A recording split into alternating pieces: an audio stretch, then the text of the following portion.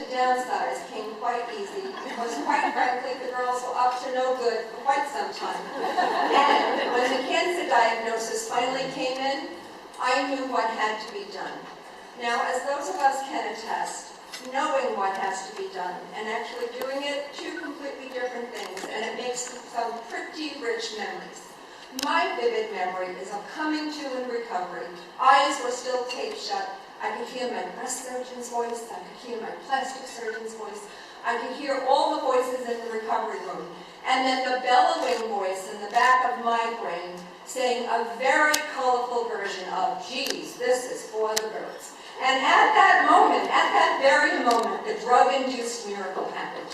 In my mind's eye, I could see myself in superhero pose. I had just cut off 2 breasts and grown 2 balls, and by God, I was going to find the cure.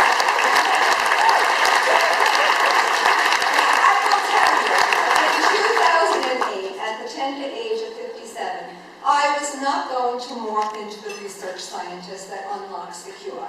I was, however, highly likely to morph into the nudge that raises the dollar that leads to the unlocking of the cure. So as soon as I had run the gauntlet, I signed on to making strides and began to ask my friends and family for donations with the abandon of a 13-year-old that wants money for the mall. I do not come from money. My friends do not come from money.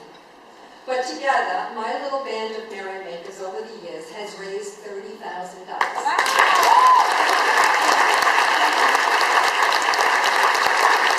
will tell them that you say thank you. But we don't do it for me, and we don't do it for each other. We do it for the future. We do it to change the future so that the wives and the mothers and the sisters and the daughters and even the men who are fighting the disease today and will be diagnosed tomorrow, we do it for them.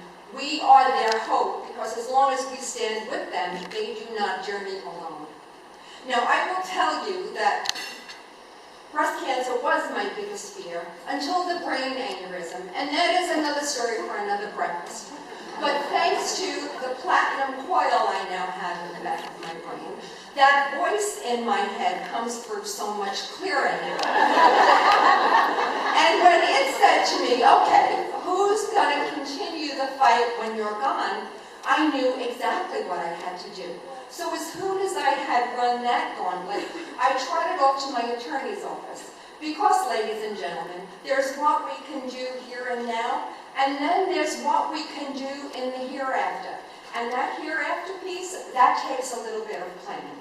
So I trotted off to my attorney, I modified my estate planning, and I made a planned gift for the American Cancer Society. So I urge you, Mahatma Gandhi said that you must be the change that you want to see in the world. If you are serious about a world without breast cancer, you, me, all of us, we will today sign up for Making Strides for Breast Cancer. We will make the American Cancer Society one of our top 2 giving priorities, and we will remember the American Cancer Society with a planned gift.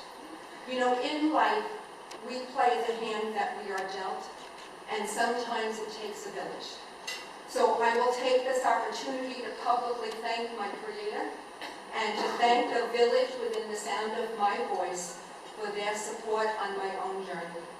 And for any of you who might be curious about the new girls, handcrafted with loving care by Dr. Randall Feingold.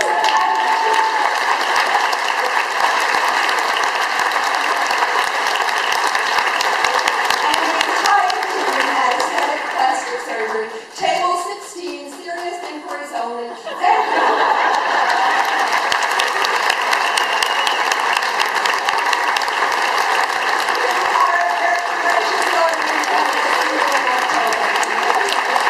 Let's give a round of applause for Joann.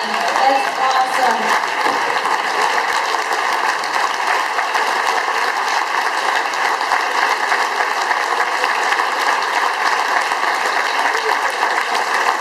Joann, you are a superhero. I mean, you motivate us and telling your story.